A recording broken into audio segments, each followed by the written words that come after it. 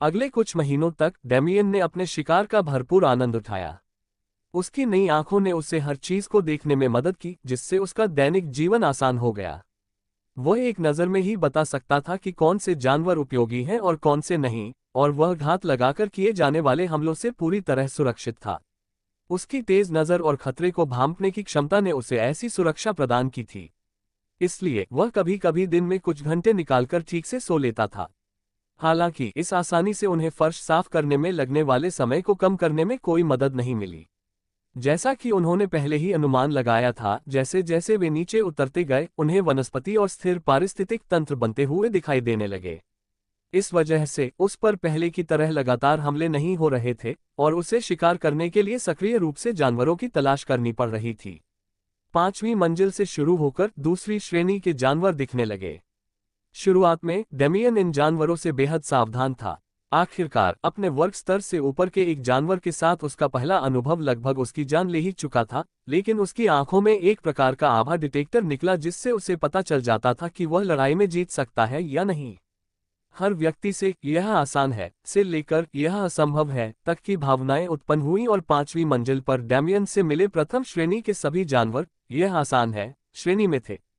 कालकोठरी में इकलौता इंसान होने के कारण उसके पास अपनी शक्ति का सही आकलन करने का कोई आधार नहीं था। हालांकि उसकी ऊर्जा संबंधी क्षमताएं अभी भी प्रथम श्रेणी के शिखर पर थीं, लेकिन उसका शरीर उस स्तर से कहीं आगे निकल चुका था। 35वीं मंजिल पर मौजूद शुरुआती स्तर के द्वितीय श्रेणी के जानवरों से उसे कोई समस्या नहीं हुई, और चूंकि उसने आगे बढ़ने से पहले उन्हें खा लिया था, इसलिए बाद में आने वाले अधिक शक्तिशाली द्वितीय श्रेणी के जानवर भी उसे परेशान नहीं कर सके। और इसी तरह कई महीनों बाद वह 9वीं मंजिल पर पहुंच गया, अपने तीसरे बॉस फ्लो से बस कुछ ही कदम दूर, और उसका लेवल 42 हो गया। इन कुछ महीनों के दौरान डेमियन लगातार अपनी तलवार का इस्तेमाल कर रहा था और जानवरों से लड़ रहा था, अपनी तलवारबाजी की महारत को बढ़ा रहा था, और आखिरकार 10वें स्तर तक पहुंच गया। ऐसा करते ही उसे अपने शरीर में एक बिल्कुल नई अनुभूति का अनुभव हुआ। पहले उसके चारों ओर मौजूद तलवार जैसी हल्की आभा अब तीव्र और सघन हो गई थी, यहां तक कि नंगी आंखों से भी मुश्किल से दिखाई दे रही थी। इस बदलाव के साथ ही एक सिस्टम संदेश भी आया। तलवारबाजी का कौशल 10वें स्तर पर पहुंच गया है। निर्धारित मानदंडों को पूरा करने के बाद उपयोगकर्ता को तलवार की आभा की समझ प्राप्त होती है। इस कौशल को विकसित करने के लिए उपयोगकर्ता को अपनी स्वयं की तलवार कला का निर्माण करना होगा और अपनी तलवारबाजी की सीमाओं को पार करना होगा। डेमियन इस संदेश से हैरान नहीं था, हालांकि वह कौशल को और विकसित करने के लिए आवश्यक शर्तों को देखकर हैरान था। लगता है मुझे तलवारबाजी में महारत हासिल करने के लिए काफी समय देना पड़ेगा। मुझे कुछ समय के लिए विराम लेना चाहिए ताकि कम से कम अपनी अनूठी तलवारबाजी कला के मार्ग के लिए एक शुरुआती बिंदु प्राप्त कर सकूं। प्रशिक्षण के लिए उसने आखिरी बार 29 मंजिल पहले विश्राम लिया था, जब उसने गोब्लिन राजा को हराया था। अपने वर्तमान स्थान को याद करने के बाद डेमियन ने टेलीपोर्ट किया। जब वह दोबारा प्रकट हुआ तो वह वापस गोब्लिन राजा के महल में था, जहां उसे अभी भी पिछली बस्ती के खंडहर दिखाई दे रहे थे। इस कौशल को वार्प कहा जाता था। कई कठिन महीनों के बाद उनके अन्य कौशल भी स्वाभाविक रूप से विकसित हो गए थे, और तलवारबाजी में निपुणता इस स्तर तक पहुंचने वाला अंतिम कौशल था। वार्प उसकी टेलीपोर्टेशन क्षमता का उन्नत रूप था। इस क्षमता के साथ साथ उसकी अल्प दूरी की टेलीपोर्टेशन रेंज बढ़कर 100 किलोमीटर हो गई, जिससे वह अपने मन में कल्पना किए गए किसी भी स्थान पर टेलीपोर्ट कर सकता था। हालांकि स्थान जितना दूर होता, माना की लागत उतनी ही अधिक होती। जब डेमियन ने पहली बार इस कौशल को देखा तो उसने तुरंत पृथ्वी तक पहुंचने का प्रयास किया, लेकिन इसके लिए आवश्यक ऊर्जा की लागत इतनी अधिक थी कि वह सफल नहीं हो सका। लेकिन उसे इस बात से तसल्ली मिली कि उसे घर लौटने का एक तरीका मिल गया था। अब उसे बस इतना करना था कि वह इतना मजबूत हो जाए कि इस तरीके का इस्तेमाल कर सके। हालांकि उनकी अन्य क्षमताएं भी विकसित हो चुकी थीं, लेकिन वे वार्प जितनी विचित्र नहीं थीं। जैसा कि उसने कई महीने पहले भविष्यवाणी की थी, टेलीकिनेसिस अब स्थानिक नियंत्रण में परिवर्तित हो गई थी, और पुनर्जनन उच्च स्तरीय पुनर्जनन में परिवर्तित हो गया था, जिससे वह अपने अंगों के कट जाने पर उन्हें फिर से जोड़ सकता था। हालांकि वह अभी तक नए अंग नहीं उगा सकता था। नई आंखें मिलने के बाद खतरे को भांपने की उसकी क्षमता बेकार हो गई थी, इसलिए वह इसके विकास को लेकर बहुत उत्साहित नहीं था, लेकिन इसने उसे निराश भी नहीं किया। इसका विकास खतरे को भांपने की बजाय उपस्थिति को भांपने पर अधिक केंद्रित था और ये मानस बन गया, जिससे उसे उन साधना उपन्यासों में वर्णित आध्यात्मिक अनुभूति के समान कुछ प्राप्त करने की क्षमता मिली जिन्हें वह पढ़ा करता था। हालांकि सबसे विचित्र मामला भक्षण डिवोर का था। यद्यपि उसने सबसे अधिक भक्षण करने की क्षमता का उपयोग किया था, फिर भी यह विकसित नहीं हुई थी और स्तर 5 पर अटकी हुई थी। चाहे वह कितना भी भक्षण करे, कौशल स्तर में कोई बदलाव नहीं होता था। डेमियन ने सोचा कि उसे अपने कौशल को और बढ़ाने के लिए कुछ बेहद ताकतवर जानवरों या मकड़ी जैसे विशेष गुणों वाले जानवरों को खाना होगा। अपनी क्षमताओं के विकास के बारे में सोचते हुए डेमियन ने उस क्षेत्र के पिछले मालिकों की मृत्यु के बाद वहां बसने वाले सभी जानवरों को हटा दिया और प्रशिक्षण शुरू कर दिया। 1 या 2 महीने बाद डेमियन को स्थिर खड़े होकर अपने हाथ में पकड़ी तलवार पर ध्यान केंद्रित करते हुए देखा जा सकता था। हालांकि कुछ और किए बिना उसने अपनी आंखें खोली और आह भरी। ऐसा लगता है कि तलवार के साथ एक नया रास्ता बनाना बिल्कुल भी आसान नहीं है। इसमें मेरे पिछले किसी भी तलवार प्रशिक्षण से कहीं अधिक मेहनत लगेगी। फिलहाल मुझे बस नीचे उतरते रहना चाहिए और बाहर निकलने का रास्ता खोजना चाहिए। इसी सोच के साथ डेमियन ने अपने पिछले तल पर वापस जाने से पहले एक और दिन आराम किया। हालांकि जब वह वहां पहुंचा तो उसका स्वागत घोर अराजकता के माहौल में हुआ। विभिन्न जानवर दहाड़ते हुए और भगदड़ मचाते हुए एक निश्चित दिशा की ओर दौड़ रहे थे, मानो किसी खजाने की ओर आकर्षित हो रहे हों, और उन्होंने डेमियन को पूरी तरह से नजरअंदाज कर दिया, जो घटनाओं के इस मोड़ से स्तब्ध था। यहाँ आखिर चल क्या रहा है? क्या कोई दैवीय औषधि या कोई ऐसी चीज है जो विकसित हो रही है? डेमियन कालकोठरी में मौजूद दरिंदों की मानसिकता के अनुकूल ढल चुका था। इस तरह की भगदड़ का मतलब यही हो सकता था कि कोई ऐसी चीज सामने आई थी जो इन जानवरों को बेहद लुभा रही थी और जिससे उनकी ताकत बेतहाशा बढ़ गई थी। अपनी जिज्ञासा में डेमियन भी उस लहर का पीछा करने लगा। जब वह ज्वार के चरम पर पहुंचा तो उसने कुछ और भी अप्रत्याशित देखा। किसी दैवीय औषधि या उस तरह की किसी चीज के बजाय इन उत्पात मचाने वाले जानवरों का निशाना एक अकेला जानवर था। एक किशोर दिखने वाला भेड़िया, जिसके शरीर पर घने काले बाल थे, पंखों की एक जोड़ी जो किसी गिरे हुए देवदूत से ली गई प्रतीत होती थी, और सुनहरी आंखें थीं, जानवरों के उस विशाल समूह का सामना कर रहा था जो रुकने का कोई संकेत नहीं दिखा रहा था। डेमियन जानता था कि इस दरिंदे को मारने से उसे और भी अधिक विकास करने का मौका मिलेगा, हालांकि कुछ ने उसे पुनर्विचार करने के लिए कहा। डेमियन तुरंत जानवरों की भीड़ में घुस गया, लेकिन भेड़िए को निशाना बनाने के बजाय उसने उसका पीछा कर रहे जानवरों का अंधाधुंध वध करना शुरू कर दिया। उसकी आंखों में दिख रही स्पष्ट धड़कन और पिछले कुछ महीनों से उसके मन में उठ रही आशंका की चरम सीमा के बजाय जिस चीज ने उसे उस जानवर की मदद करने का फैसला करने के लिए प्रेरित किया, वो उसकी आंखें थीं। उसकी आंखों में दृढ़ संकल्प और जीवित रहने के लिए बेताब संघर्ष झलक रहा था। वह उन आंखों को पहचानता था। आखिरकार वे उसकी अपनी आंखों जैसी ही थीं। अब तक उसने जितने भी जानवरों को देखा था उन सब में उसे केवल रक्त पिपासा और शक्ति का लालच ही नजर आया था। उसके अंदर जो जोश था और जो जोश वह अब इस भेड़िए में देख रहा था, वैसा उसने पहले कभी नहीं देखा था। वह इस भेड़िए के प्रति सहानुभूति महसूस कर सकता था। उस भयंकर भेड़िए को मारने के बाद जब वह खाई में गिर गया था, तब से पहली बार डेमियन ने एक ऐसी भावना महसूस की जिसे वह मानवीय भावना मान सकता था, और एक ऐसे व्यक्ति के रूप में जो अपने भीतर बची थोड़ी सी मानवता को बनाए रखने के लिए एनीमे और लाइट नॉवेल के विचारों से भी अपना मनोरंजन करता था। यह मानवीय भावना हवा में जलती मोमबत्ती की तरह थी जिसे वह बेताब होकर जलाए रखना चाहता था, और इसलिए उसने फैसला किया कि वह इस जानवर को बचाएगा।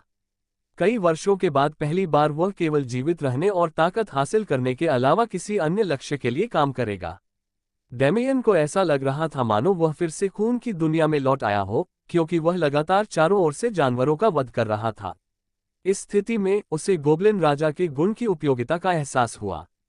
इस तरह की भीषण हाथापाई में उसे कई बार चोट लगना तय था, लेकिन परावर्तन की क्षमता के कारण वह अपने हमलावरों पर ही नुकसान पहुंचा सकता था। डेमियन ने ताबड़तोड़ वार किए और युद्ध क्षेत्र में खून के बवंडर की तरह भड़क उठा। काली बिजली जमीन से होकर गुजरी और उसे चीर-फाड़ कर दिया, जबकि उसकी हर हरकत से अंतरिक्ष विकृत हो गया और अनगिनत जानवरों को कुचल डाला। जैसे जैसे डेमियन हत्याएं करता गया, उसकी आंखें लाल होती गईं और वह एक बार फिर खुद पर से नियंत्रण खोने की कगार पर पहुंच गया। खून की नदियां और लाशों से भरी जमीन देखकर उसके अंदर दबी हुई सहज प्रवृत्ति जाग उठी। इससे पहले कि उसे कुछ पता चलता, डेमियन पहले ही जानवरों की भीड़ के आगे पहुंच चुका था और उस भेड़िए का सामना कर रहा था जिसे उसने पहले देखा था। अब जब वह करीब था तो उसे उस जानवर को बेहतर ढंग से देखने का मौका मिला और वह आश्चर्यचकित हुए बिना नहीं रह सका। उसने इस जानवर में एक अत्यंत शक्तिशाली वंश का एहसास किया जो अब तक उसने जो कुछ भी देखा था उससे कहीं बढ़कर था। अजीब बात यह थी कि उसे इस वंश का उपभोग करने की कोई इच्छा नहीं हुई। लेकिन अब व्यर्थ के विचारों में खोने का समय नहीं था। डेमियन के पहले के उत्पात के बावजूद जानवरों का प्रकोप अभी भी जारी था। ये जानवर अपनी जान की परवाह किए बिना बेपरवाह होकर काम कर रहे थे, मानो भेड़िए को न पकड़ने पर उनकी मृत्यु निश्चित हो। समय बर्बाद न करते हुए डेमियन ने भीड़ पर बिजली के बम दागने शुरू कर दिए ताकि एक क्षेत्र में नुकसान पहुंचाया जा सके, साथ ही साथ अपने स्थानिक विरूपण और तलवार कौशल का उपयोग करके पास आने वाले किसी भी जानवर को मार डाला। कई घंटे इसी तरह बीतते गए और डेमियन लड़ता रहा। डेमियन के लिए सहनशक्ति कभी कोई समस्या नहीं थी, क्योंकि वह मारे गए जानवरों के शवों को खाकर अपनी सहनशक्ति फिर से प्राप्त कर लेता था। फिर भी डेमियन इस निरंतर संघर्ष से ऊबने लगा था। इनमें से कोई भी जानवर इतना ताकतवर नहीं था कि उसे लंबे समय तक व्यस्त रख सके, लेकिन वे इतनी बड़ी संख्या में आ रहे थे कि अगर वह भेड़िया उससे लड़ नहीं रहा होता तो उसे भी परेशानी हो रही होती। डेमियन के अपनी तरफ से लड़ने का एहसास होने के बावजूद भी भेड़िए ने कोई प्रतिक्रिया नहीं दी। ठीक डेमियन की तरह जब वह पतन की शुरुआत में था, तब भेड़िए का एकमात्र ध्यान अपनी जान बचाने पर था। लड़ाई जारी रही और पूरे दिन चले लगातार संघर्ष के अंत तक भेड़िया पूरी तरह थक चुका था।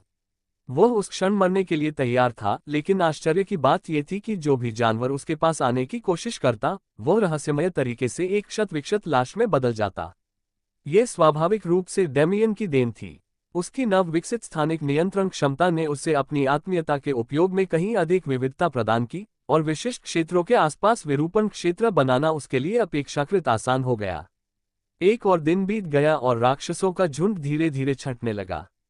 इस समय तक डेमियन ने संभवतः इस तल पर मौजूद अधिकांश राक्षसों को मार गिराया था, जिसके कारण वर्तमान स्थिति उत्पन्न हुई। ज्वार थमने के बाद भेड़िया उठा और डेमियन से दूर हट गया, उसे संदेह भरी निगाहों से देखता रहा। भले ही डेमियन ने पहले उसकी मदद की हो, लेकिन भेड़िए के मन में हमेशा से यही धारणा थी कि वह सिर्फ उसका शव अपने लिए लेना चाहता है। भेड़िए का व्यवहार देखकर डेमियन ने व्यंग्यात्मक मुस्कान दी। अगर कोई और जानवर होता तो उनका यह अनुमान सही होता, क्योंकि डेमियन दया दिखाने वालों में से नहीं था। लेकिन इतने सारे संकेत उसे इस भेड़िए को बचाने के लिए कह रहे थे, ऐसे में अपने पुराने तरीके अपनाना मूर्खता ही होती। ठीक है, शांत हो जाओ, मेरा तुम्हें मारने का कोई इरादा नहीं है, डेमियन ने कहा, लेकिन भेड़िया और भी सतर्क हो गया। झुंझलाहट भरी आह भरते हुए डेमियन भेड़िए के ठीक पीछे टेलीपोर्ट हो गया और इससे पहले कि वह कुछ प्रतिक्रिया कर पाता, उसने उसकी गर्दन पकड़ ली। देखा, तुम्हें पकड़ना कितना आसान था। मैंने तुमसे कहा था कि मैं तुम्हें मारना नहीं चाहता, इसलिए शांत रहो। ये बात समझ आने पर भेड़िए ने संघर्ष करना छोड़ दिया और चुपचाप डेमियन को घूरने लगा। कुछ देर तक घूरने के बाद डेमियन भेड़िए को वापस जमीन पर रखने के लिए आगे बढ़ा, तभी एक कानफाड़ देने वाली दहाड़ ने उसे रोक दिया। डेमियन ने घबराकर अपना सिर उठाया और एक ऐसा दृश्य देखा जिसे वह कभी नहीं भूल पाएगा। अगले बॉस फ्लो की ओर जाने वाली ढलान से एक विशालकाय जानवर निकला। एक ऐसा जानवर जो उसने अब तक देखे किसी भी जानवर से बड़ा था। उसकी ऊंचाई 50 मीटर थी और लंबाई भी उतनी ही थी। उसके 4 पैर थे और वह गहरे काले शल्कों से ढका हुआ था। डेमियन की नज़र में सबसे ज्यादा चौंकाने वाली चीज उसके पंख थे, चमगादड़ जैसे विशाल पंख। एक अजगर। डेमियन चीख उठा और उसकी आंखें फड़कने लगीं। ये फड़कन उस फड़कन से बिल्कुल अलग थी जो उसे भेड़िए को देखकर हुई थी। अगर उस फड़कन को अवसर का संकेत माना जाए तो इस फड़कन का मतलब सिर्फ एक शब्द था, भागो। और वह भाग निकला। उसने डर से कांपते हुए भेड़िए को अपनी छाती से लगाया और पागलों की तरह तेजी से भागने लगा। लेकिन इस अजगर जैसे प्राणी की गति अविश्वसनीय थी। ठीक उसी तरह जैसे थंडर वुल्फ के साथ उसकी पहली लड़ाई में हुआ था, टेलीपोर्टेशन के कुछ ही सेकंड के भीतर ड्रैगन ने उसे पकड़ लिया। लेकिन इस बार स्थिति अलग थी।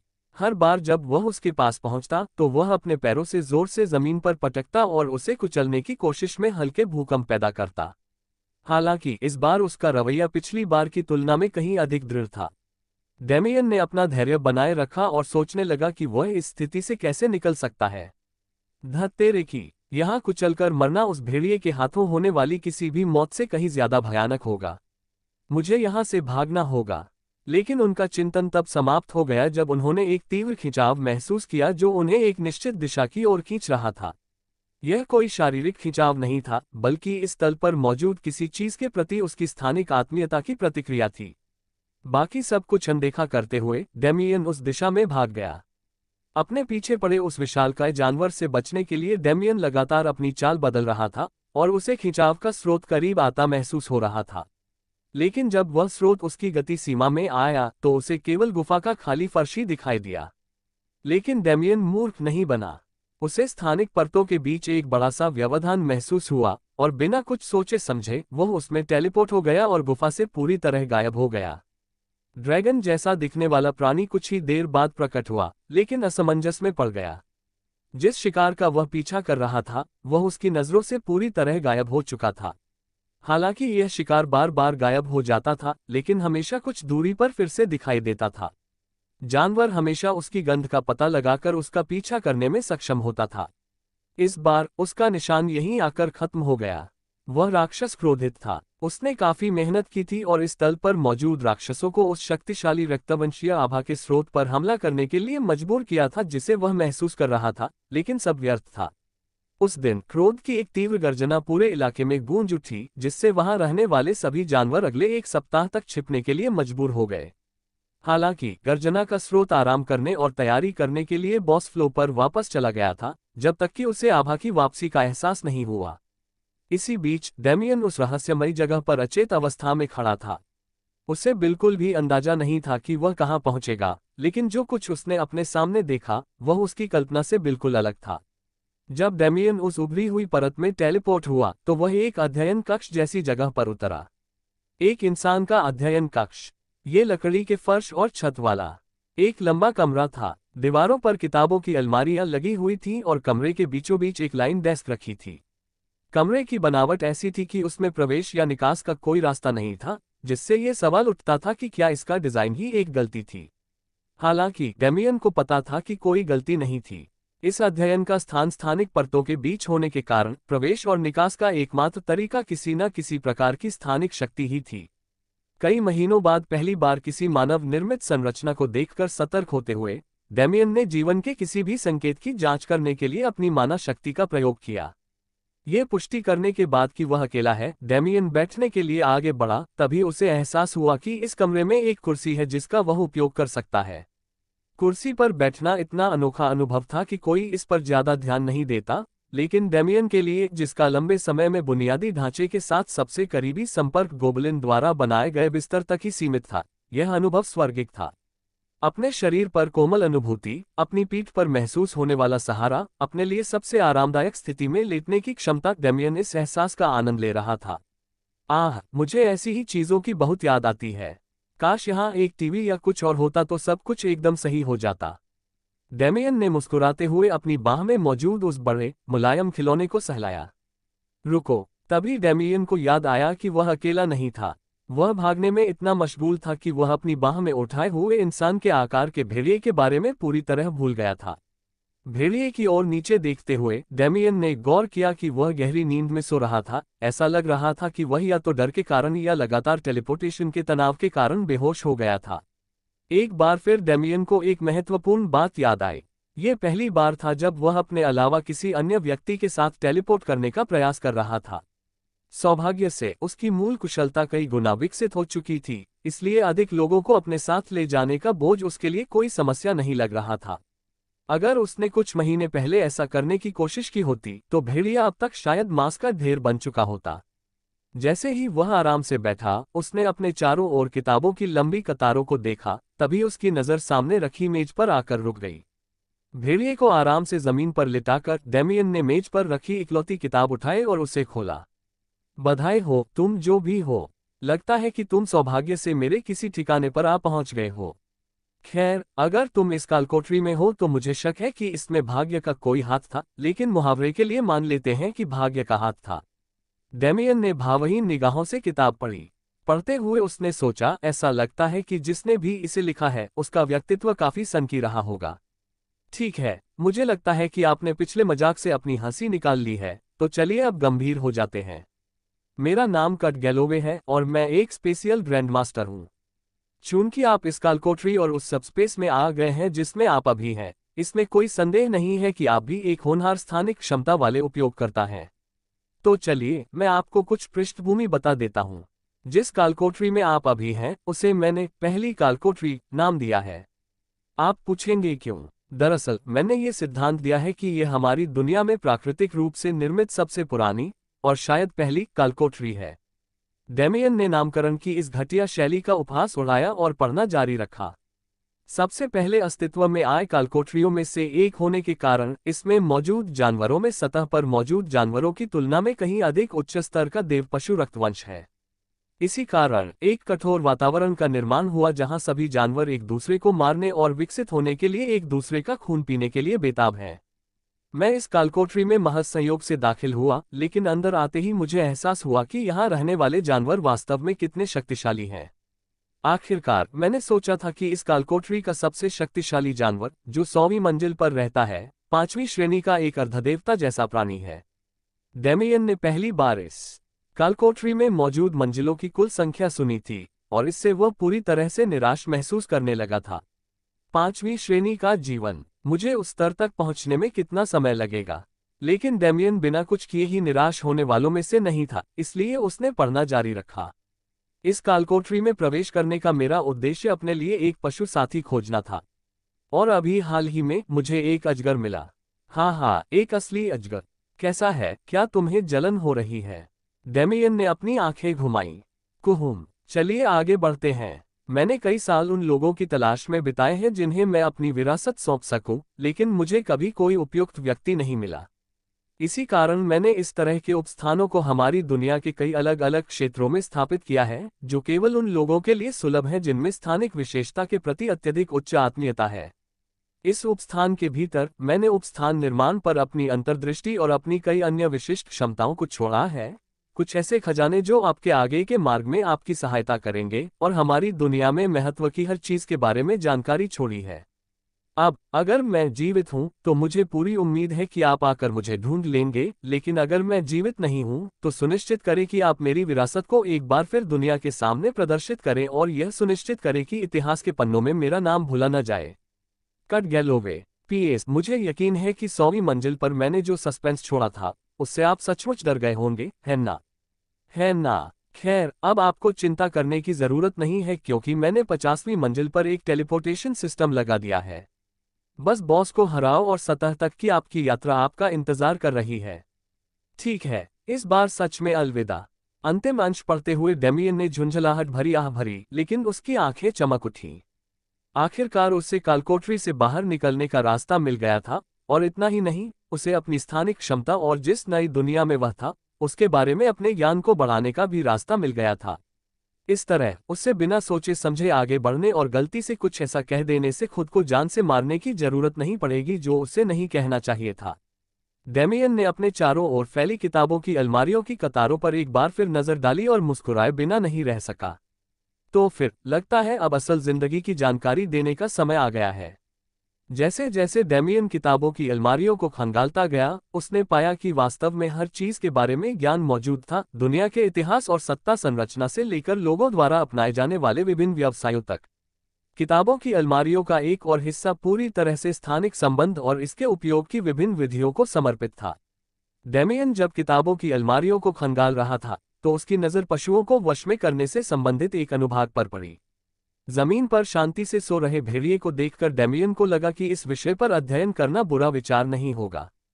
हालांकि उसे मिली अधिकांश जानकारी उसके लिए बेकार थी, क्योंकि उसे पशुपालन को पेशे के रूप में अपनाने में कोई दिलचस्पी नहीं थी। फिर भी उसे समान रक्त संधि नामक एक विशेष अनुष्ठान मिला। ये समझौता बाद में उपयोग करने के लिए एकदम सही लग रहा था, इसलिए उसने इसे एक तरफ रख दिया और फिर वह उस जानकारी को पढ़ने चला गया जिसे वह सबसे महत्वपूर्ण मानता था। जैसे जैसे वह पढ़ता गया, डेमियन सुखद रूप से आश्चर्यचकित होता गया। जिस दुनिया में डेमियन फंसा हुआ है उसका नाम एपिरॉन है और इसे एक विशिष्ट काल्पनिक दुनिया माना जा सकता है। जाहिर तौर पर उन्होंने सिस्टम का नाम एपिरॉन रिकॉर्ड्स रखा था और दुनिया का नाम भी उसी के अनुसार बदल दिया था। चूंकि उन्हें ये नाम सिर्फ सिस्टम कहने से ज्यादा अच्छा लगा, इसलिए उन्होंने इसे ही आगे से इस्तेमाल करने का फैसला किया। इस दुनिया में हजारों साल पहले मानव शक्ति जागृत हुई थी और इस पर 5 विशाल साम्राज्यों का शासन है, जिनमें से सबसे शक्तिशाली एडिलेयर साम्राज्य है, जिसकी लगभग 1/3 भूमि एक वन क्षेत्र है जहां चौथे दर्जे के जानवर शासन करते हैं जिन्होंने अपना मानव रूप प्राप्त कर लिया है। उस दुनिया में कई अन्य जातियां भी निवास करती थीं, मुख्य रूप से कल्पित बौने, बौनों और पशुमानवों की जातियां। प्रत्येक जाति की अपनी अपनी विशेषता थी और वे एक दूसरे से अलग थलग रहने की प्रवृत्ति रखते थे, लेकिन आश्चर्यजनक रूप से उनके बीच बहुत अधिक नस्लवाद नहीं था। इसके अलावा साहसी संघ, रसायनज्ञ संघ, लोहार संघ और कई व्यापारी संघ जैसी अन्य प्रमुख शक्तियां भी मौजूद हैं। इन शक्तियों में से साहसी संघ को सबसे शक्तिशाली माना जाता है, जिसके मुखिया के रूप में एक अर्धदेवता का पद है। जैसा कि पहले उल्लेख किया गया है, इस दुनिया में कई चौथे दर्जे के प्राणी हैं और उन्हें दुनिया का शीर्ष स्तर माना जाता है। विश्व की अधिकांश आबादी आम नागरिकों की है, जिन्होंने अभी तक प्रथम श्रेणी का दर्जा भी हासिल नहीं किया है, जबकि प्रथम श्रेणी के लोग सबसे आम हैं। द्वितीय श्रेणी के व्यक्तियों को आमतौर पर ए और एस श्रेणी के साहसी लोगों के सबसे निचले स्तर में माना जाता है, जबकि तृतीय श्रेणी में एस और एस श्रेणी के लोग शामिल हैं। वर्तमान में इस ग्रह पर कोई भी 5वीं श्रेणी का प्राणी जीवित नहीं है, लेकिन ऐसा कहा जाता है कि अतीत में उनमें से 1 या 2 यहाँ निवास करते थे। 5वीं श्रेणी को अर्धदेवता स्तर माना जाता है और देव स्तर तक पहुंचने की विधि केवल उन्हीं को ज्ञात है। ये भी माना जाता है कि अधिकांश अर्धदेवता स्वर्गीय लोक की यात्रा करना पसंद करते हैं, जहां सभी शीर्ष विशेषज्ञ निवास करते हैं। इतना पढ़ने के बाद डेमियन ने सोचा कि कहीं उसका सिर बहुत ज्यादा जानकारी से फट न जाए, इसलिए उसने थोड़ा आराम करने का फैसला किया। उसने पाया कि इस दुनिया के रीति रिवाज पृथ्वी से ज्यादा अलग नहीं है, लेकिन यहाँ की पदानुक्रम और शक्ति में बहुत बड़ा अंतर है। आखिरकार अगर वह अभी पृथ्वी पर वापस चला जाता तो डेमियन सबसे शक्तिशाली मनुष्यों में से एक होता, लेकिन यहाँ वह बस एक चींटी था। ये सोचकर डेमियन मुस्कुराया। अधिक शक्तिशाली प्रतिद्वंद्वी, बेहतर मुकाबले और कहीं अधिक मजा। दुनिया की शक्ति के पैमाने को देखकर डेमियन ने यही समझा था। डेमियन को अपनी पढ़ाई के दौरान ये भी पता चला कि वह इस समय 39वीं मंजिल पर है, जिससे ड्रैगनॉइड जानवर, जिसे उसने अब एक वाइवरन के रूप में पहचाना था, 40वीं मंजिल का बॉस बन गया है। धत्तेरे की, क्या मैं पहले ही 40वीं मंजिल पर पहुंच गया? मुझे पक्का यकीन था कि गोब्लिन किंग 10वीं मंजिल का बॉस था, लेकिन लगता है वो 20वीं मंजिल का था। लगता है वो इतना आसान सिर्फ इसलिए था क्योंकि मेरे हिंसक हमले से मुझे बहुत ताकत मिल गई थी। जब उसने इस पर थोड़ा विचार किया तो बात समझ में आने लगी। गोब्लिन राजा की वह शारीरिक विशेषता जो उसने चुराई थी, उपयोगकर्ता के स्तर के बराबर या उससे कम स्तर के लोगों के खिलाफ बेहद उपयोगी थी।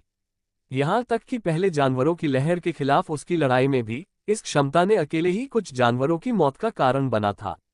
अब जब एक और रहस्य सुलझ गया था तो उसका मुख्य प्रश्न ये था कि कितना समय बीत चुका है।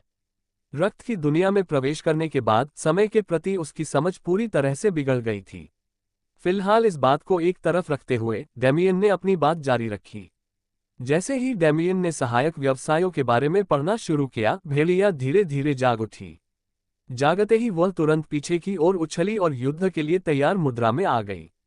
उसे समझ नहीं आ रहा था कि पिछले कुछ दिनों में जो कुछ भी हुआ था उसके बाद उसने खुद को सोने की इजाजत क्यों दी, लेकिन वह अभी मरने के लिए तैयार नहीं थी।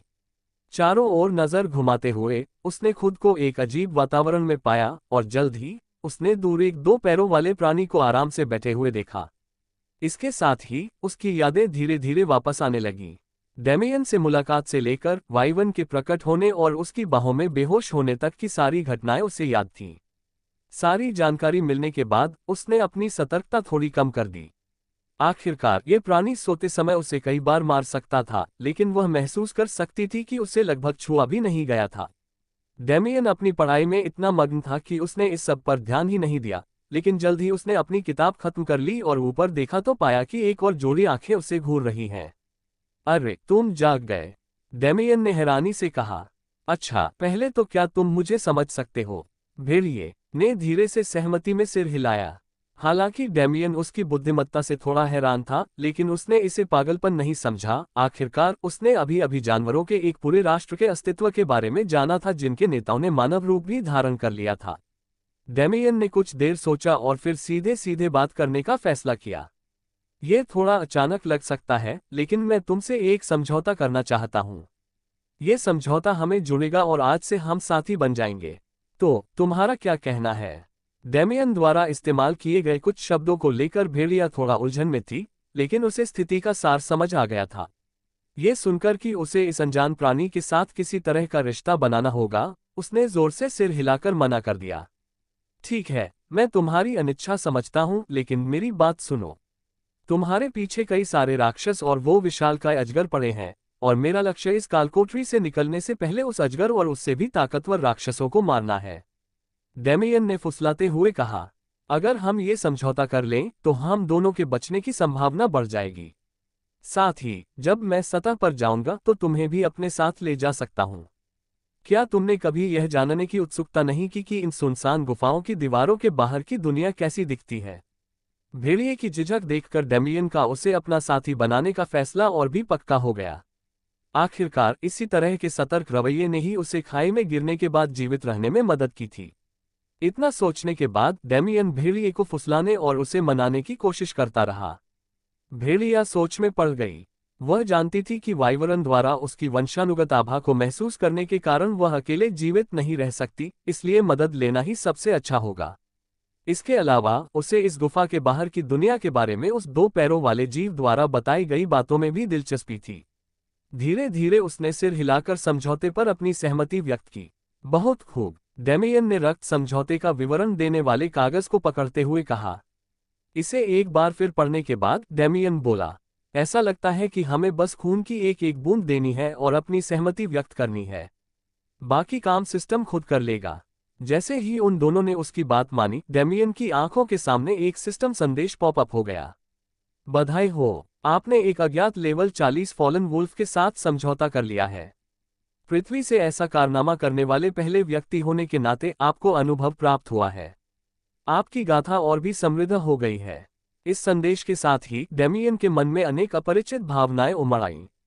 अनिश्चितता, संदेह, जिज्ञासा और सबसे बढ़कर जीवित रहने की तीव्र इच्छा। भेड़िए ने भी वैसी ही भावनाओं का सैलाब महसूस किया। डेमियन से उसे चिंता, बेचैनी, दृढ़ संकल्प और एक तीव्र ज्वाला का एहसास हुआ, जो किसी भी सूर्य से अधिक ताप से चमक रही थी और उसके जीवित रहने की इच्छा का प्रतीक थी। अपनी भावनाओं को साझा करते हुए डेमियन मुस्कुराया। अच्छा, मुझे लगता है कि अब परिचय का समय आ गया है। मेरा नाम डेमियन वॉर्ड है और आपके साथ काम करना मेरे लिए खुशी की बात है। भेड़िया उस मुस्कान से थोड़ा चकित तो हुआ, लेकिन समझ नहीं पा रहा था कि क्या कहे। हालांकि वह अभी बोल नहीं सकती थी, फिर भी वह अपने समझौते के जरिए डेमियन को अपनी भावनाएं बता सकती थी। उसकी उलझन को भांपते हुए डेमियन ने मुस्कुराते हुए सिर हिलाया और पूछा, तो क्या तुम चाहती हो कि मैं तुम्हारा नाम रखूं, या तुम खुद रखना चाहती हो? भेड़िए की आंखें चमक उठीं और उसने सिर हिलाकर सहमति जताई, जिससे ये स्पष्ट हो गया कि वह अपने लिए एक अनूठा नाम चाहती है। डेमियन एक बार फिर मुस्कुराया। ठीक है, तो अब से तुम्हें ज़ारा कहा जाएगा। ज़ारा ने अपनी पूंछ हिलाई, जिससे उसके नए नाम पर उसकी संतुष्टि जाहिर हुई। वह आगे बढ़ी और डेमियन से लिपट गई। अब जब वह उसकी भावनाओं को स्पष्ट रूप से महसूस कर सकती थी, तो उसके मन में उसके प्रति कोई झिझक नहीं थी। डेमियन सोचते सोचते उसके मुलायम फर पर हाथ फेरने लगा। तो फिर मुझे लगता है कि अब मेरे लिए अपना पहला सही मायने में ट्रेनिंग मोन्टेज करने का समय आ गया है। पृथ्वी, एक अज्ञात कालकोठरी के भीतर, गहरे नीले बालों और वैसी ही आंखों वाली एक लड़की एक विशालकाय सांप जैसे राक्षस के सामने खड़ी थी।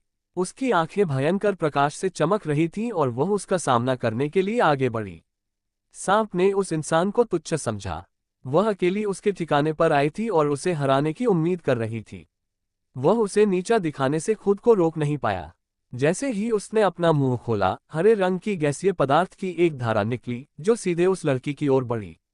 हालांकि उसने अपना हमला नहीं रोका। उसके शरीर के चारों ओर एक हल्का नीला रंग छा गया और वह सीधे सांप की सांस की ओर बढ़ गई। लेकिन इससे पहले कि सांप अपनी आसान जीत का जश्न मना पाता, लड़की बादल से निकली और सांप के सिर की ओर छलांग लगा दी। हाँ, एक जोशीली चीख के साथ उसने अपनी तलवार उठाई, जो अब खून जैसे लाल रंग से रंगी हुई थी, और उसे घुमाया। स्क्री! सांप के शरीर पर एक गहरा घाव हो जाने पर वह चीख उठा। हालांकि अब उसके पास कुछ करने का मौका नहीं था। लड़की की गति अचानक कई गुना बढ़ गई और वह सांप के विशाल शरीर के चारों ओर घूमकर उसके मांस में कई घाव करने लगी। कई मिनटों तक चले इस संघर्ष के बाद, जब असीम शक्ति से परिपूर्ण इस लड़की से सांप बच निकलने में भी असमर्थ रहा, तो एक तलवार सीधे उसकी आंखों के बीचों बीच घुसा दी गई। अनिच्छा से भरी आंखों वाला सांप बेजान होकर जमीन पर गिर पड़ा। हाँ हाँ, लड़की हौंफते हुए अपनी तलवार से खून पोंछने लगी। अपने शरीर में शक्ति का नया प्रवाह महसूस करते हुए उसने अपनी स्थिति का जायजा लिया। स्थिति स्थिति एलेना पियर्स, इंसान, महिला, आयु 18, स्तर 65, युद्ध कन्या, अनुभव मूल्य 20,100 बटा 68,000, पदनाम लागू नहीं, समानताएं प्रकाश, जीवन, शारीरिक बनावट कोई नहीं, जादुई शक्ति 1200, STR 180, AGI 190, परिभाषा 175, इंट 195, डेक्स 185, कौशल पुनर्प्राप्ति स्तर 4, पवित्र जादू स्तर 1, पुनर्जनन स्तर 5, तलवार निपुणता स्तर 5, निर्णय स्तर 6।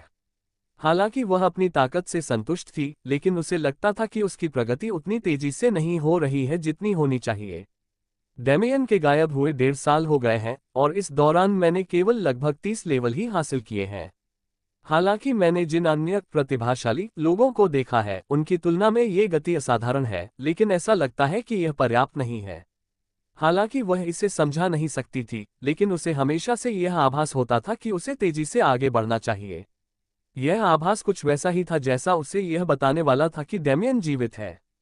हो सकता है कि वह मतिभ्रम का शिकार हो रही हो, लेकिन उसे वास्तव में ऐसा महसूस हुआ जैसे उनके बीच एक हल्का सा संबंध था, जिससे उसे यह पता चल सके कि वह तालमेल बनाए रख सकती है या नहीं। डेमियन के लापता होने के लगभग 5 दिन बाद उसे अपने दिल में तीव्र चुभन महसूस हुई, और जब यह चुभन दूर हुई तो उसे लगा कि वह अब चैन से नहीं बैठ सकती। वह चुपके से उन सभी रास्तों पर जाने लगी जिनसे उसे ताकत मिल सके और वह तेजी से अपनी क्षमता बढ़ा सके। इस वजह से उसका गिल्ड भी एक समस्या बन गया। वह अपना सारा समय या तो किसी कालकोठरी में बिताती थी या डेमियन की मां से मिलने जाती थी, इसलिए वह अपेक्षाकृत संपर्क से बाहर हो गई, और गिल्ड ने इसके लिए उसे कोसना शुरू कर दिया। उन्होंने उसे जिन के साथ मिलकर तरह तरह के प्रचार अभियानों और कालकोठरी पर छापे मारने के लिए दबाव डालना शुरू कर दिया था, लेकिन उसने साफ इनकार कर दिया। ऐसा लग रहा था कि गिल्ड को हॉटन समूह ने खरीद लिया था और वह उनका गुलाम बन गया था। जिनका लगातार पीछा करना और गिल्ड का समर्थन मिलने के बाद तो स्थिति और भी बदतर हो जाना देखकर एलेना ने फैसला किया कि अब बहुत हो गया। उसने गिल्ड को पूरी तरह से छोड़ दिया और अकेले ही काम करने लगी। सौभाग्य से कोई भी जानवरों का शिकार करके पैसा कमा सकता था और उनके शवों को गिल्ड एसोसिएशन की विभिन्न सहायक कंपनियों में बेचा जा सकता था, जिसने लंबे समय से अपनी प्रतिष्ठा और स्थिति को दुनिया के किसी भी अन्य संगठन से ऊपर स्थापित कर लिया था। एलेना बहुत गुस्से में थी, लेकिन वह कुछ कर नहीं सकती थी, इसलिए उसने अपनी ताकत छुपा ली और लेवल बढ़ाने में लगी रही। हालांकि दुनिया की नज़रों में उसने अपने दोस्त की मौत के गम के कारण शिकारी के रूप में अपना काम रोक दिया था। एलेना ने अपना चेहरा छिपाने के लिए अपना हुड ऊपर कर लिया और चुपके से कालकोठरी से बाहर निकल गई और डेमियन की मां के साथ यूं ही बातचीत करने के लिए एक बार फिर अस्पताल की ओर चल पड़ी। हालांकि वह कोई प्रतिक्रिया नहीं दे रही थी, लेकिन उसकी उपस्थिति ही एलेना को डेमियन की याद दिलाने के लिए काफी थी। जैसे ही एलेना अस्पताल के उस कमरे में दाखिल हुई जो हमेशा की तरह बिल्कुल वैसा ही दिख रहा था, फ्रंट डेस्क पर मौजूद एक क्लर्क ने चुपके से उसका फोन छीन लिया और एक कॉल कर दी। जी सर, उसने कहा, जिस महिला के बारे में आप बात कर रहे थे वह अभी अभी अस्पताल में भर्ती हुई है। फोन के दूसरी तरफ एक अपेक्षाकृत आकर्षक व्यक्ति था, जिसके बिगड़े हुए चेहरे ने उसके चेहरे का सारा भाव बिगाड़ दिया था। कॉल खत्म करने के बाद जिन ने अपना फोन जमीन पर पटक दिया। धिक्कार है, वो कमीनी अभी भी उस हरामखोर की मां की देखभाल कर रही है। उसे इसके लिए पैसे कहां से मिलते होंगे? उफ, वो शायद वेश्या की तरह अपना जिस्म बेच रही होगी। जैसे जैसे समय बीतता गया, जिन का चेहरा और भी भयावह होता गया और उसकी आभा रिसने लगी, जिससे उसके सहायकों और अंगरक्षकों को उससे दूरी बनाए रखने के लिए मजबूर होना पड़ा। खैर, अब तो कोई फर्क नहीं पड़ता। अगर वो पहले से ही दूसरों को इसका स्वाद चखा रही है तो मेरे थोड़ा जबरदस्ती करने से भी कोई फर्क नहीं पड़ता। हाँ, गिल्ड छोड़ने के बाद से उसका लेवल भी नहीं बढ़ा है, वो तो आसान शिकार होगी। जिन ने शरारती मुस्कान के साथ खड़े होकर कहा, तुम सब मेरे पीछे मत आना। आज रात यह नौजवान खूब मजे करने वाला है। एलेना के शरीर का स्वाद चखने के अपने भ्रम में डूबा हुआ, जिसका पीछा वह पिछले 1.5 साल से कर रहा था, जिन अपने चारों ओर मंडरा रहे अशुभ वातावरण को महसूस करने में विफल रहा। अस्पताल के कमरे में वापस आकर एलेना डेमियन की मां से यूं ही बातें कर रही थी और उन्हें दुनिया में घट रही घटनाओं के बारे में बता रही थी। हाल ही में और भी शक्तिशाली द्वार दिखाई देने लगे हैं, और कुछ तो इतने शक्तिशाली हैं कि उन्हें केवल हमारे शीर्ष विशेषज्ञ ही बंद कर सकते हैं। लेकिन सौभाग्य से यही द्वार मुझे सबसे तेजी से आगे बढ़ने में मदद करते हैं। एलेना ने विषय बदलते हुए कहा, ओह, मैंने ये भी सुना है कि किशमिश में हेराफेरी करने वाला आदमी रियलिटी टीवी के जरिए करोड़पति बन गया है। क्या यह अजीब नहीं है कि किशमिश में हेराफेरी जैसी बेवकूफ़ी भरी शक्ति भी आपको अमीर बना सकती है? मुझे लगता है कि दुनिया को हमेशा से ही हास्य और बेवकूफ़ी पसंद आती रहेगी। किशमिश का खेल शीर्षक वाला ये शो उस समय इंटरनेट पर सबसे लोकप्रिय शो में से एक था। जैसे जैसे द्वारों और राक्षसों का खतरा गंभीर होता जा रहा था, आम लोग अपनी चिंताओं को दूर करने के लिए इस तरह के शो देखने लगे। आखिरकार यह एक ऐसा व्यक्ति था जिसे बेकार शक्तियों का दुर्भाग्यपूर्ण सामना करना पड़ा था, लेकिन उसने अपनी रचनात्मकता का इस्तेमाल करते हुए प्रसिद्धि और प्रतिष्ठा को शिखर तक पहुंचाया। इंसान हमेशा एक ऐसे संघर्षरत व्यक्ति की कहानी को पसंद करते हैं जो किसी काम का नहीं होता। हालांकि यह आम जनता के लिए केवल मनोरंजन था। सत्ता की चाह रखने वालों के बीच सबसे चर्चित विषय फुजिमुरा रयुतारो नामक एक जापानी व्यक्ति के बारे में था। विश्व जागरण से पहले भी रयुतारो एक प्रसिद्ध तलवारबाज थे जिन्होंने जीवन भर अभ्यास किया था। माना शक्ति के आगमन के बाद भी उन्होंने इसी मार्ग पर चलना जारी रखा। वह प्रसिद्धि हासिल कर जापान के सबसे प्रतिभाशाली शिकारियों में से एक बन गया था, और अब 6.5 साल बाद उसने एक अभूतपूर्व उपलब्धि हासिल की थी। रयुतारो ने अपने तलवारबाजी कौशल को, जो तलवारबाजी में थोड़ी सी भी निपुणता रखने वालों के बीच आम बात थी, स्तर 10 तक बढ़ा लिया था और तलवार आभा नामक एक चीज को अनलॉक कर लिया था। स्वॉर्ड ऑरा उन लोगों के लिए एक व्यापक रूप से ज्ञात अवधारणा थी जो कभी फैंटेसी शैली में डूबे रहे थे, और इसकी खोज ने दुनिया को हिला दिया था। आखिरकार अगर वे अवधारणाएं जो केवल काल्पनिक कथाओं में ही प्रमुख थीं, वास्तविक साबित हो जाएं, तो क्या इसका मतलब ये होगा कि पृथ्वी पर मानवता पहले से ही माना के संपर्क में थी, या क्या मानव मानस को पहले से ही इस प्रणाली द्वारा माना के अनुकूल होने के लिए तैयार किया गया था? इस खोज के कारण कई वैज्ञानिक अध्ययन शुरू किए गए थे, और मानवता एक नए युग में प्रवेश करने लगी थी। इतनी दूर आने के बाद एलेना ने फैसला किया कि अब उसे चले जाना चाहिए। वह पहले ही कई घंटों से बड़बड़ा रही थी और उसे लगा कि इससे ज्यादा बड़बड़ाना शर्मनाक होगा। एलेना के जाने के बाद कमरे के कोनों में मंडरा रही परछाइयां एक आदमी के रूप में सिमट गईं। परछाइयों के पर्दे में छिपे उस व्यक्ति की उपस्थिति रहस्यमय थी। ऐसा लग रहा था मानो वह वास्तविकता में मौजूद भी हो और न भी हो। वह बिस्तर के पास गया और कुछ देर तक डैमियन की मां को घूरता रहा, फिर एक गहरी सांस ली। क्लेयर, मुझे बहुत दुख है कि तुम्हारी यह हालत हो गई। अगर उसके जन्म ने तुम्हारे शरीर की सारी शक्ति न छीन ली होती तो तुम आराम से जी रही होती, लेकिन मुझे पता है कि हम दोनों में से कोई भी ऐसा नहीं चाहता। भले ही मैं उसके पास रहकर उसकी देखभाल न कर सकूं, वह मेरा गौरव और खुशी है। जैसे ही उसने ये कहा, उस आदमी का शरीर धीरे धीरे गायब होने लगा। बस थोड़ा और इंतजार करो, मैं पास ही की दुनिया में उसकी मौजूदगी महसूस कर सकता हूं। मुझे विश्वास है कि वह जल्द ही लौट आएगा और तुम्हें जगा देगा। अगर उस बेवकूफ बच्चे ने बचपन में मेरी सिखाई हुई बातें मानी हैं, तो वह ठीक रहेगा। अचानक एक नर्स कमरे में दाखिल हुई। हेलो, क्या कोई है? उसे लगा कि उसने दरवाजे के पीछे से कुछ आवाजें सुनी हैं, लेकिन मिलने का समय काफी पहले ही समाप्त हो चुका था। हालांकि जब वह अंदर दाखिल हुई तो उसे सोते हुए मरीज और हवा में धीरे धीरे लहराते पर्दों के अलावा कुछ भी दिखाई नहीं दिया। वह धुंधली आकृति ऐसे गायब हो गई मानो वह कभी अस्तित्व में ही न रही हो। इसी बीच एलेना घर जा रही थी। मुझे आश्चर्य है कि अगला बड़ा द्वार कब दिखाई देगा। मुझे अपनी शक्ति बढ़ाने के लिए और अधिक अवसरों की आवश्यकता है ताकि मैं इस दुनिया में बेरोक-टोक चल सकूं और शायद नई दुनियाओं का भी पता लगा सकूं। एलेना हमेशा से ही महत्वाकांक्षी लड़की थी। इसी कारण उसने अपने गिल्ड में प्रशिक्षण लेकर तरक्की की और शीर्ष प्रतिभाओं में से एक बन गई। पिछले 1.5 साल में ही उसकी ताकत के प्रति प्रेरणा में थोड़ा बदलाव आया था। लेकिन इस मामूली बदलाव का मतलब यह नहीं था कि उसके व्यक्तित्व का मूल स्वरूप बदल गया था। अंततः एलेना अभी भी एक ऐसी इंसान थी जो ब्रह्मांड का अन्वेषण करना चाहती थी और एक ऐसी सर्वोच्च शक्ति बनना चाहती थी जो हाल ही में खोजे गए अर्धदेवता स्तर को भी पार कर जाए। अपनी ताकत बढ़ाने के बारे में सोचते हुए एलेना उन अंधेरी सड़कों पर चलने लगी जो कभी कभार ही जगमगाती थीं और अनजाने में ही पास की एक संकरी गली को शॉर्टकट के रूप में इस्तेमाल करने लगी। अचानक उसे अपने पीछे किसी की उपस्थिति का एहसास हुआ। कितनी हैरानी की बात है कि हम संयोग से यहीं मिल गए। एक बनावटी और चिड़चिड़ी आवाज आए, एलेना ने पीछे मुड़कर देखा तो जिन गली के प्रवेश द्वार पर खड़ा था। उसने गहरे रंग के कपड़े पहने हुए थे और अगर किसी को उसकी हैसियत का पता न होता तो वह इस संदिग्ध दिखने वाले व्यक्ति के बारे में तुरंत पुलिस को बुला लेता। हालांकि ऐसा भी नहीं था कि पुलिस किसी भी तरह से उसके खिलाफ कुछ कर सकती थी। एलेना घबरा गई। वह इतनी गहरी सोच में डूबी हुई थी कि उसे एहसास ही नहीं हुआ कि कोई उसका पीछा कर रहा है। और चूंकि यहाँ जिन था तो निश्चित रूप से इसके पीछे कोई खतरनाक मकसद था। तुम मुझसे क्या चाहते हो? एलेना ने मजबूत दिखने की कोशिश करते हुए कहा, लेकिन उसके शरीर में हल्की सी कंपन ने उसकी पोल खोल दी। जब जिन ने इस अभिमानी महिला को अपनी उपस्थिति में कांपते हुए देखा तो वह इतना अधिक उत्साहित हो गया कि वह लगभग तुरंत ही उस पर झपटने ही वाला था, लेकिन उसने खुद को संयमित कर लिया। हे एलेना, इतनी जल्दी मत करो। क्यों न तुम आकर इस युवा मालिक से अच्छी और दोस्ताना बातचीत करो। उसने ऐसे भाव से कहा जो अच्छी और दोस्ताना शब्दों के बिल्कुल विपरीत था। जिन आगे बढ़ा और एलेना के सुडौल शरीर को हवस भरी निगाहों से देखने लगा। दूसरी कक्षा में पहुंचने के बाद वह पहले से भी ज्यादा खूबसूरत हो गई थी। उसके कंधे तक लंबे नीले बाल चांदनी में चमक रहे थे और उसकी आंखें दो चमकते नीलमणि की तरह थीं, जिनमें जिन खुद को खो बैठा। उसका शरीर सुडौल था और उसके स्तन इतने आकर्षक थे कि किसी भी पुरुष का मन ललचा जाए।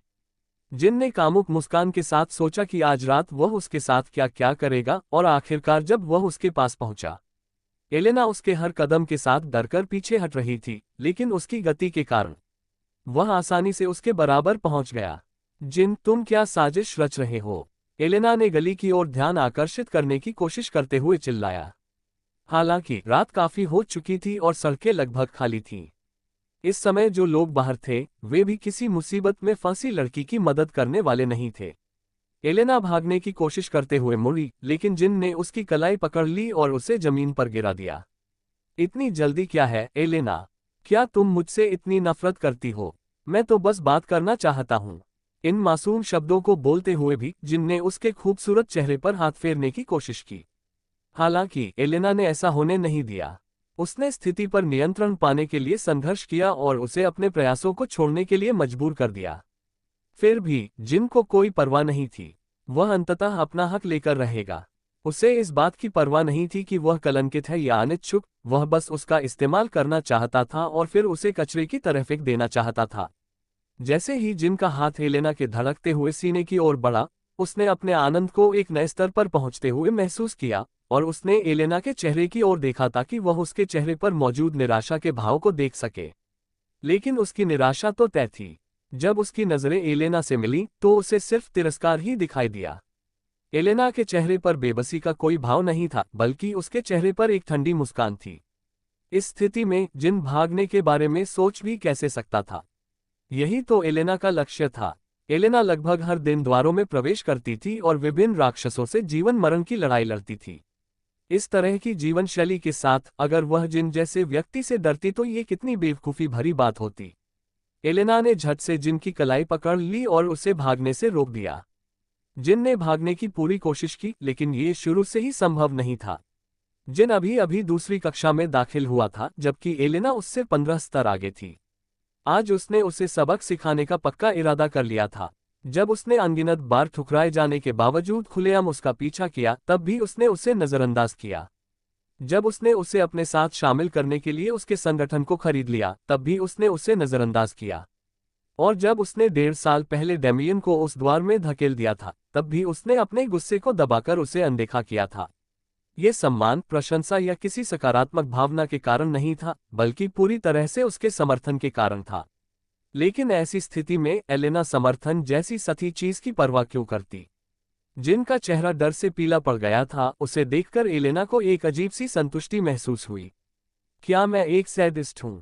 या फिर ये आदमी इतना घटिया है कि उसके सामने कोई भी सैडिस्ट बन जाए? आखिरकार उसे इन सब बातों से कोई फर्क नहीं पड़ता था। एक शानदार विचार के साथ एलेना ने जिन की पैंट काट दी, जिससे वह कमर से नीचे पूरी तरह नग्न हो गया, और फिर घृणा से भौहें सिकोड़ ली। धिक्कार है, मुझे इस चीज को देखना पड़ रहा है, इससे मुझे बहुत गुस्सा आ रहा है, लेकिन उसे इस तरह सड़कों पर दौड़ते हुए देखना ज्यादा मजेदार होगा, इसलिए शायद मैं इसे नजरअंदाज कर देता हूँ। एलेना ने अपनी माना शक्ति का आह्वान किया और उसकी उंगलियों पर एक पवित्र सफेद प्रकाश प्रकट हुआ। अच्छा, तो फिर जब तुम्हें इस छोटी सी चीज से इतना बड़ा बनने का शौक है, नहीं, छोटी कहना काफी नहीं है, क्या मुझे इसे नन्हा या सूक्ष्म कहना चाहिए? नहीं, चींटी का लिंग भी शायद इससे बड़ा होगा। सच में, इतनी हिम्मत तो देखो कि इस परमाणु के आकार की चीज को अपने पैरों के बीच रखकर इतना अकड़ दिखा रहे हो। मैं विषय से भटक रहा हूं। जिन को लगभग खून की खांसी आ गई और वह बेहोश हो गया। ऐसा लग रहा था कि एलेना ने कुछ करने से पहले ही उसे जानलेवा चोट पहुंचा दी थी। जिन की हालत को नजरअंदाज करते हुए एलेना आगे बढ़ती रही।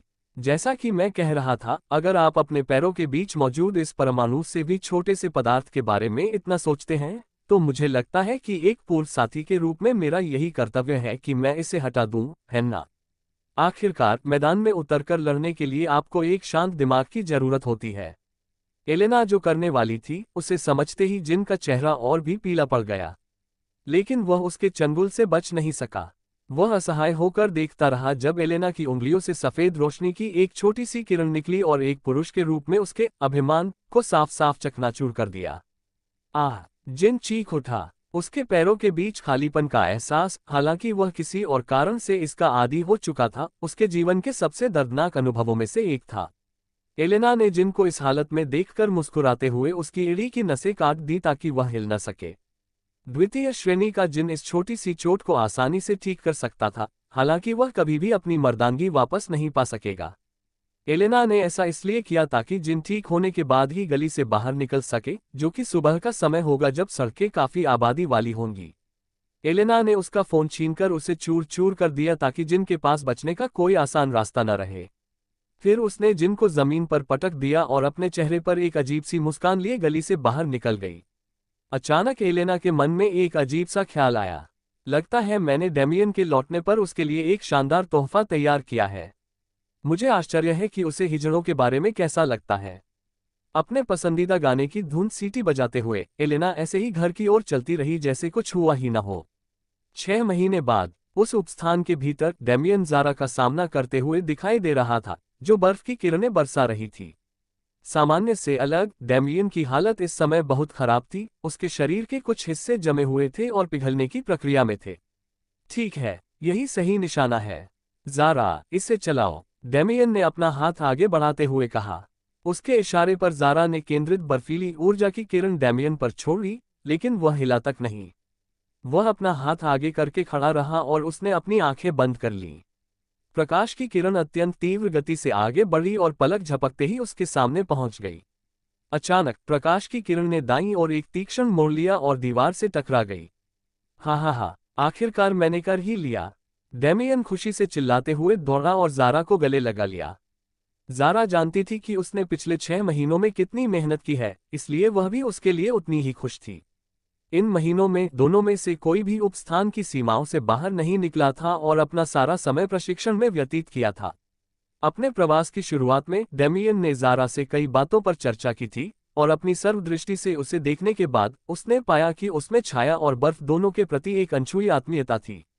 पता चला कि लगातार छिपकर रहने के कारण ज़ारा को अपनी क्षमताओं पर ध्यान देने का कभी समय नहीं मिला था, इसलिए उसने उन्हें विकसित ही नहीं किया था।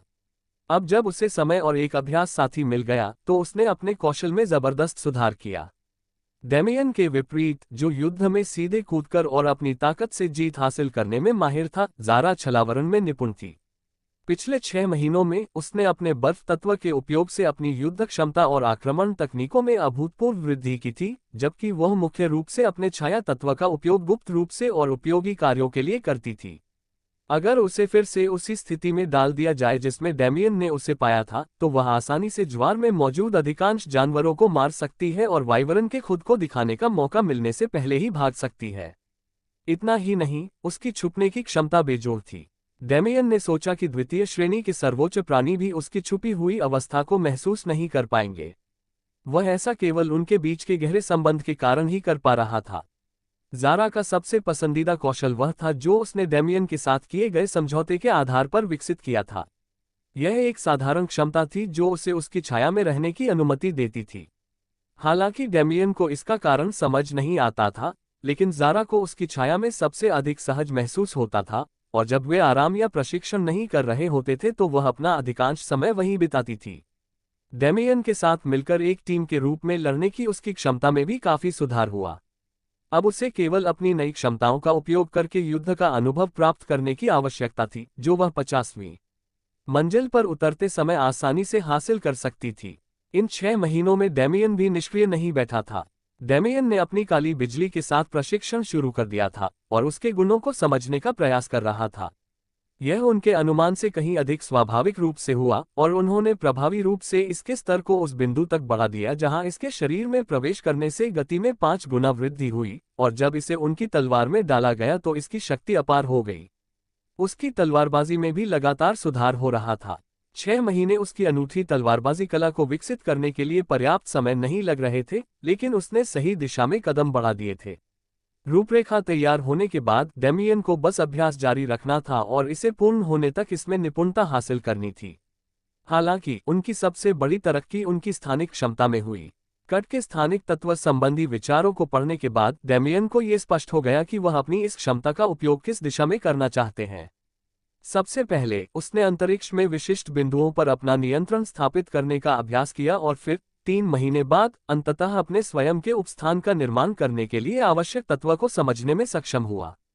हालांकि यह कट के उपस्थान जितना जटिल नहीं था और इसमें जीवित प्राणियों को संग्रहित नहीं किया जा सकता था, फिर भी उसने मूलतः अपने लिए एक भंडार बना लिया था। इसे करने में उसकी सारी माना शक्ति खर्च हो गई, लेकिन इसके लिए माना को बनाए रखने की आवश्यकता नहीं थी। इसके अलावा जैसे जैसे वह अपना स्तर बढ़ाता गया और अपनी माना क्षमता बढ़ाता गया, वह इसके भीतर के स्थान को बड़ा करने में सक्षम होता गया। इसके बाद डेमियन ने अंतरिक्ष में एक बिंदु की अवधारणा के बारे में अपनी समझ को और परिष्कृत किया और उस एक बिंदु पर पूर्ण नियंत्रण हासिल करने की दिशा में काम किया।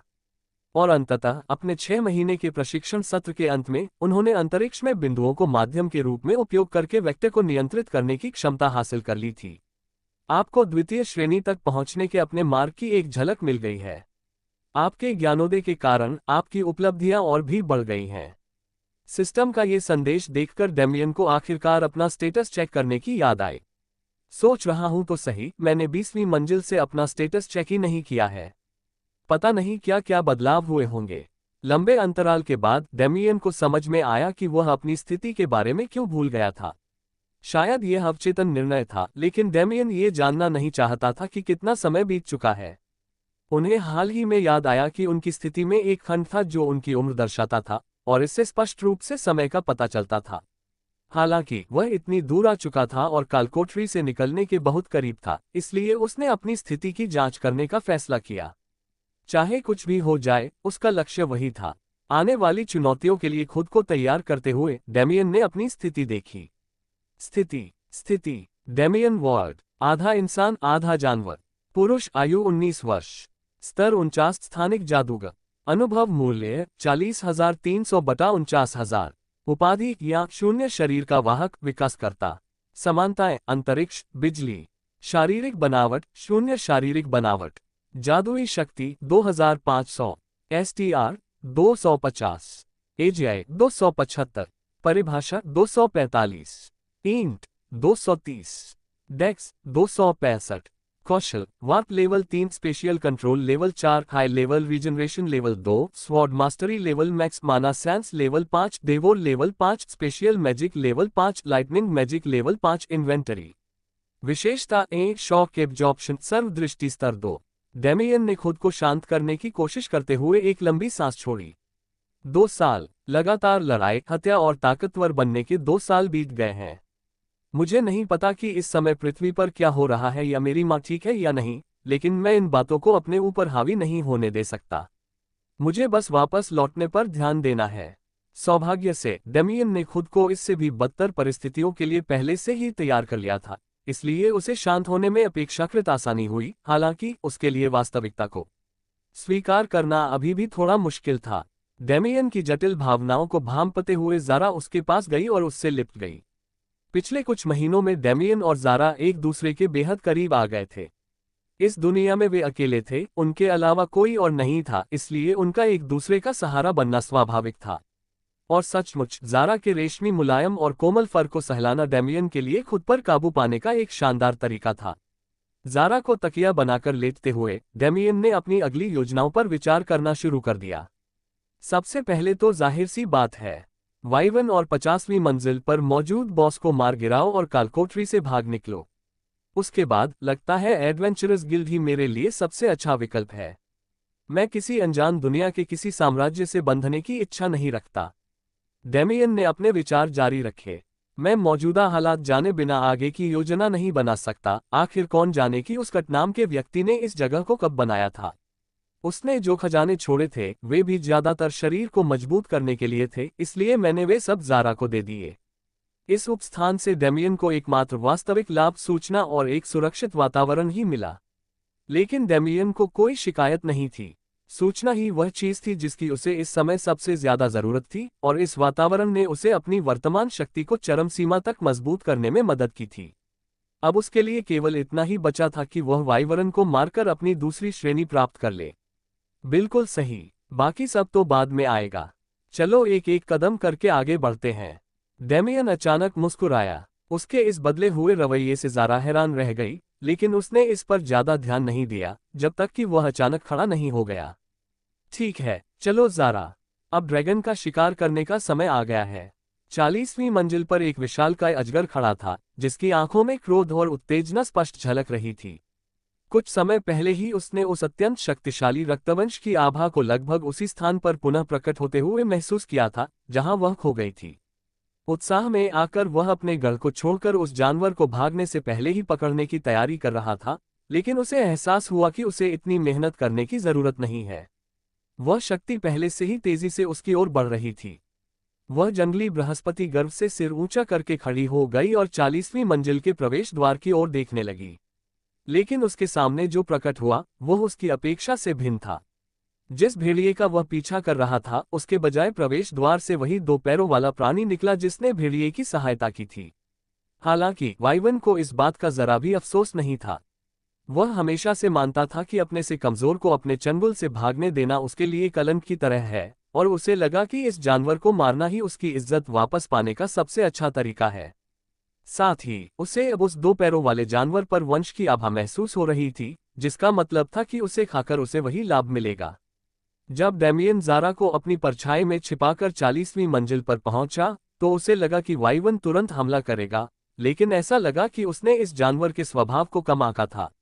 वाइवन डेमियन को घूर रहा था, मानो उसे हमला करने के लिए उकसा रहा हो। हालांकि डेमियन को उकसाया नहीं गया था, फिर भी वह इस जानवर को मारने के लिए बेताब था। अंतरिक्ष में अपने 6 महीने के प्रवास के दौरान डेमियन ने दुनिया के विभिन्न जानवरों के बारे में पढ़ा था।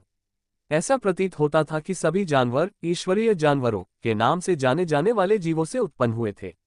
इन दिव्य प्राणियों के भीतर की रक्तरेखा उनके विकास के साथ साथ और अधिक शक्तिशाली होती गई, और जब वे 5वीं श्रेणी में पहुंचे तो सामान्य प्राणी भी दिव्य प्राणी बनने की राह पर चल सकते थे। इन्हीं दिव्य प्राणियों में से एक सच्चे ड्रैगन थे।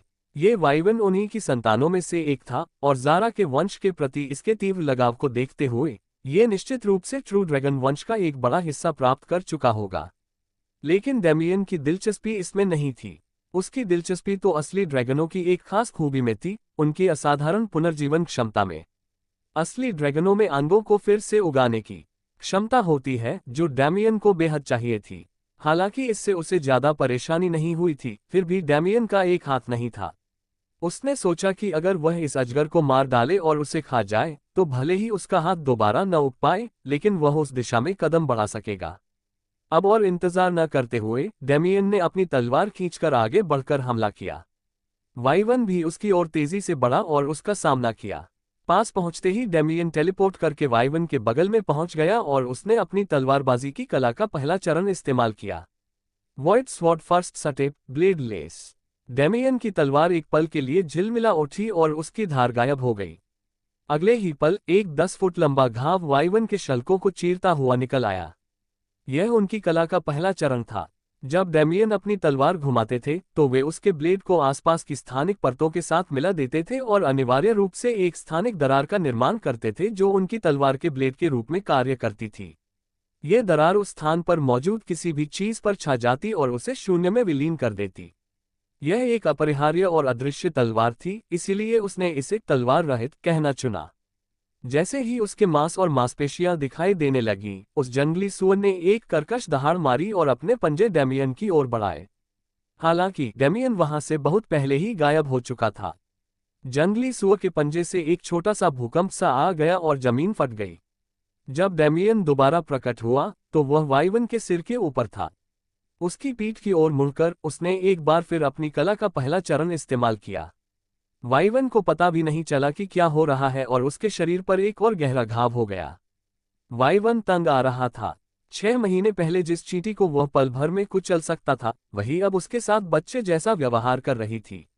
डेमियन वाइवन के सिर से कूदकर उसके सामने खड़ा हो गया और उसे कुछ करने के लिए उकसाने लगा।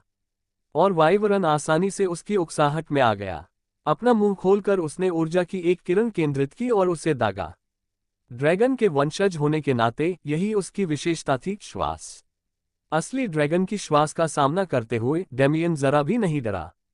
जब किरण चली तो वह अपने आसपास की जगह को भी चीरती हुई डेमियन की ओर बेरोक-टोक बढ़ती चली गई। ये तो अभ्यास के लिए एकदम सही डमी है, डेमियन ने इस हमले को देखते हुए सोचा। जब डेमियन अपना पूरा ध्यान श्वास हमले पर केंद्रित कर रहा था, जिसका उपयोग वह अपने वेक्टर नियंत्रण को परिपूर्ण करने के लिए कर रहा था, तभी एक सूक्ष्म छाया उससे अलग हो गई। सांस का हमला आखिरकार अपने लक्ष्य तक पहुंच गया जब डेमियन ने अपना हाथ आगे बढ़ाया और उसे रोकने के लिए पूरी ताकत लगा दी। पहले तो वह हमले की दिशा को थोड़ा सा ही मोड़ पाया, जिससे वह बाल बच गया, लेकिन उसका पूरा बायां हिस्सा धीरे धीरे जल रहा था। उसका शरीर गलने लगा और उसके आंतरिक अंगों को उस गर्म हवा का एहसास होने लगा, लेकिन डेमियन उसी तरीके से आगे बढ़ता रहा। धीरे धीरे डेमियन उस गर्म हवा को रोकने में कामयाब हो गया जब तक कि उसका असर खत्म नहीं हो गया। हालांकि इस प्रक्रिया में उसका पूरा बायां हिस्सा जलकर राख हो गया। हाँ, ये दर्द तो उस दर्द का आधा भी नहीं है जो मेरी आंखों ने पिछले विकास के दौरान सहा था। डेमियन ने अपनी सफल बचाव की खुशी में खुद की पीठ थपथपाते हुए कहा। इस बीच अजगर और भी क्रोधित हो गया। जिस श्वास आक्रमण पर उसे इतना गर्व था, जो उसे अपने सर्वशक्तिमान पूर्वजों से विरासत में मिला था, वह विफल हो गया था। यद्यपि इस प्रक्रिया में 2 पैरों वाले उस जीव को चोट लगी थी, लेकिन उसके चेहरे पर दर्द का कोई निशान नहीं दिख रहा था। जैसे ही वायवन ने डेमियन पर ध्यान केंद्रित किया, वह हवा में धीरे धीरे फैल रही हल्की ठंडक को महसूस करने में विफल रहा। ज़ारा चुपके से वायवन की पीठ पर बने बड़े घावों की ओर बढ़ गई थी और उसे मारने के लिए खुद को तैयार कर रही थी। इसी वजह से डेमियन ने उस वाइवन को जानलेवा चोट पहुंचाने की कोशिश नहीं की थी। उसे वाइवन से बस उसका अनुभव और उसका शव चाहिए था। हालांकि ज़ारा को वह वाइवन और उसके साथी लंबे समय तक लगातार पीछा करते रहे। पिछले 6 महीनों में डेमियन को ये भी पता चला था कि ज़ारा के माता पिता 40वीं मंजिल के पूर्व निवासी थे और उसके आने से महीनों पहले वाइवरन द्वारा मारे गए थे। स्वाभाविक रूप से इस तरह की दुश्मनी के चलते डेमियन उसे वाइवरन को मारने की अनुमति दे देता। उसने उसके लिए कुछ तैयारियां इसलिए की थी क्योंकि उसकी ताकत इतनी नहीं थी कि वह वाइवरन के शल्कों को भेद सके, और चूंकि वे अनुबंध से जुड़े हुए थे, इसलिए डेमियन को वाइवरन को मारने का अनुभव भी मिल जाता। इसके बदले में डेमियन ने ज़ारा से वादा किया था कि अगले 9 मंजिलों के सभी जानवर उसे दे दिए जाएंगे ताकि वह भी ताकत में बढ़ सके।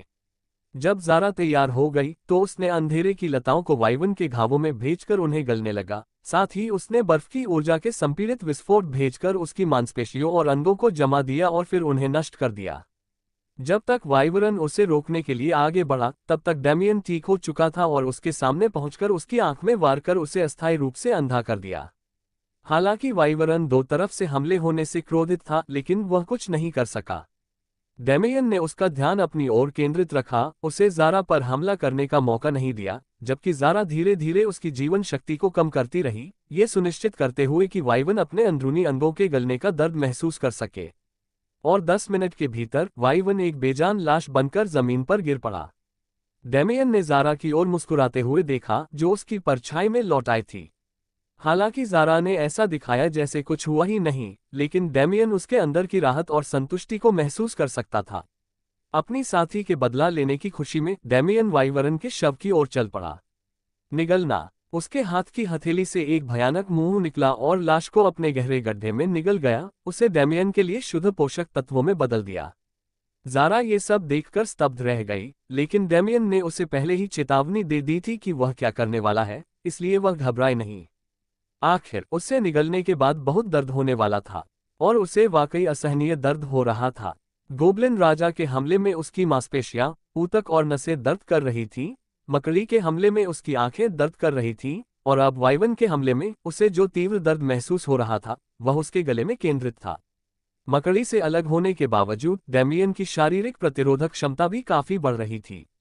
समय बीतने के साथ डेमियन की त्वचा पर अजगर जैसी कई परतें दिखाई देती और गायब हो जाती थीं, जबकि उसकी आंखें सरीसृप जैसी हो जाती थीं और फिर गायब हो जाती थीं। अपने गले में डेमियन को ऐसा जलन महसूस हो रहा था मानो वह सूरज को निगल रहा हो। दर्द असहनीय था, लेकिन संदर्भ संकेतों को जोड़कर डेमियन को इस बात का अच्छा अंदाजा हो गया था कि उसे इस समय क्या मिल रहा है, और इस विचार ने उसे अतुलनीय रूप से उत्साहित कर दिया। धीरे धीरे उसका विकास रुक गया और डेमियन ने अपने शरीर में नई ऊर्जा का संचार महसूस किया। इस ऊर्जा ने उसे अत्यंत पशुवत महसूस कराया, जिससे उसे अपनी प्रभुत्व स्थापित करने के लिए आकाश की ओर दहाड़ने की तीव्र इच्छा हुई। और उसने दहाड़ मारी। यह एक राजा की दहाड़ थी, एक अजगर की दहाड़ थी, और इस दहाड़ के साथ ऊर्जा की एक विनाशकारी, अर्ध पारदर्शी किरण निकली जिसने अपने रास्ते में आने वाली हर चीज को नष्ट कर दिया। डेमियन ने ड्रैगन जाति का सबसे गौरवपूर्ण गुण, श्वास